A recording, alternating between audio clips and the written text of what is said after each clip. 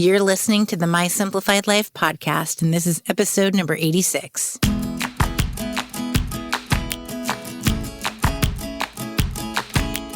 Welcome to the My Simplified Life podcast, a place where you will learn that your past and even your present don't define your future.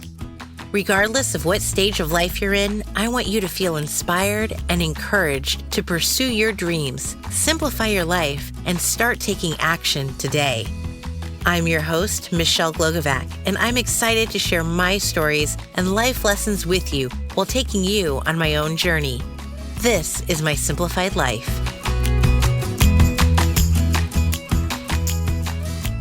Hey friends, welcome back to another episode. I'm your host, Michelle Glogovac. If you've been following me, then you know I'm a publicist and I specialize in podcast pitching. But you might also wonder what exactly that is or even means. Trust me, I get this more often than not, where even my friends aren't quite sure what it is I do. I'm in the business of relationships. I always have been, even when I was working in aviation, focused on the sales of jet fuel. I was still in the relationship business. Quite honestly, we are all in the relationship business, but many don't recognize that or treat their job as such. I am the CEO and founder of the MSL Collective, which is a full-service, boutique, public relations agency specializing in the podcast industry. Public relations is about working with clients to gain earned media. This means that my clients pay me to pitch them to media to land interviews and features. We don't pay the media for an interview. There is such a thing, and that's not what I do. Or we don't pay to have a product featured. That's called pay to play, and we don't play that game.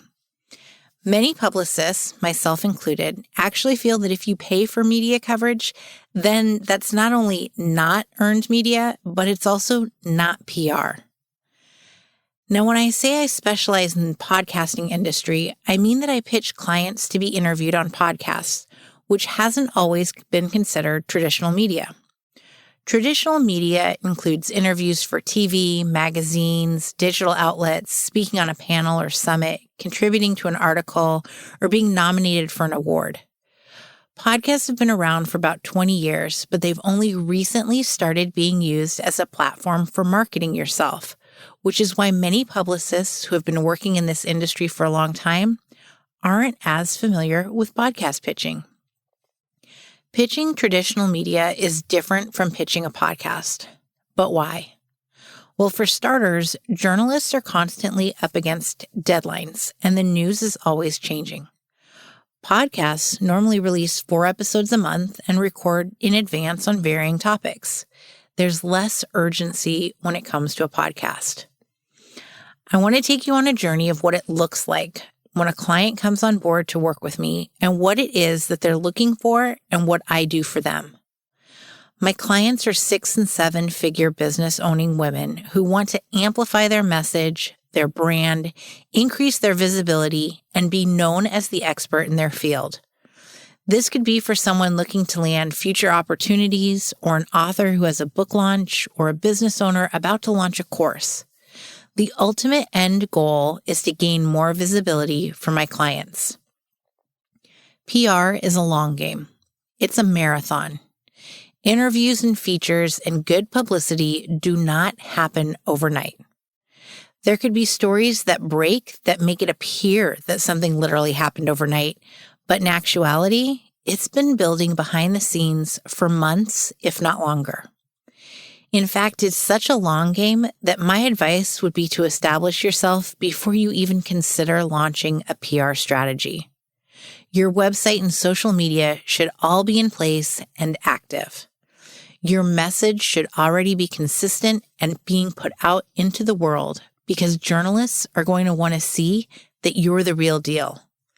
You not only exist, but you have an online presence and are actively growing it. You've gotten your ducks in a row and you've decided to hire me to work on your PR strategy and pitch you to traditional outlets and a few podcasts. My first order of business is to stalk you. I will Google you, lurk on your social media accounts, read your website with a fine-tooth comb, So yes, I stalk my clients because I need to know everything there is about them. I don't want there to be any surprises that a journalist could spring on me about a client and not be prepared for it.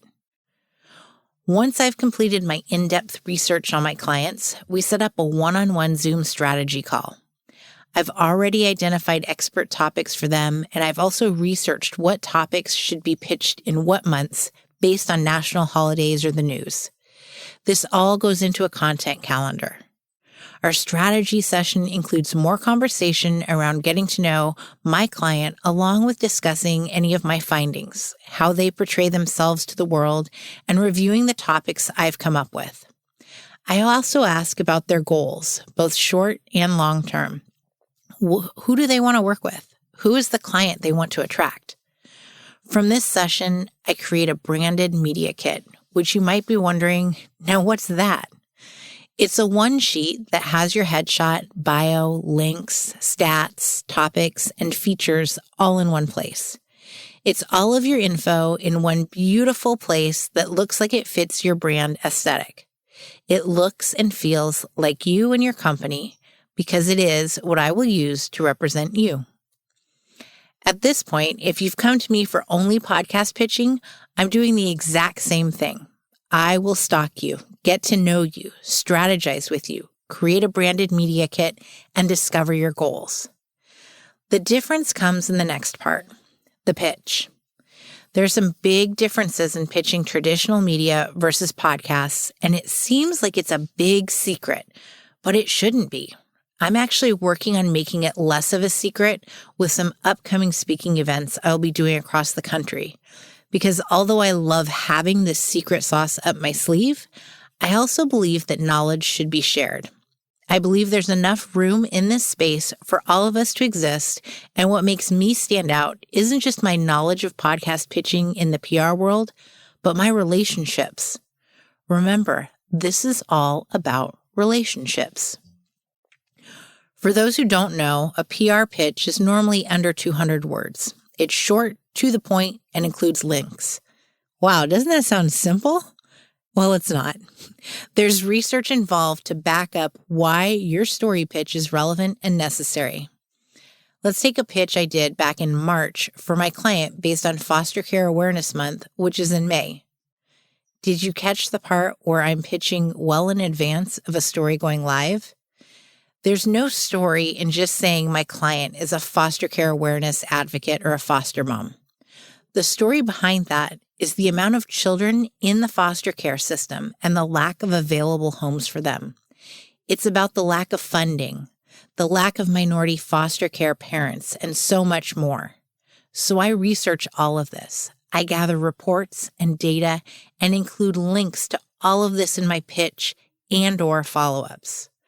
A lot of work goes into that 200-word or less email and the follow-ups that are sent. In addition to the research on the pitch, there's research on the outlets and journalists. Not everyone is going to cover a specific story, and trust me when I say that you will look like an ass if you pitch a fashion client to a financial or tech writer. Research will start with outlets. Where do my clients and I think they should be featured? Don't get me wrong, we all want to be in Forbes, but we also need to be realistic and build up to that category of media.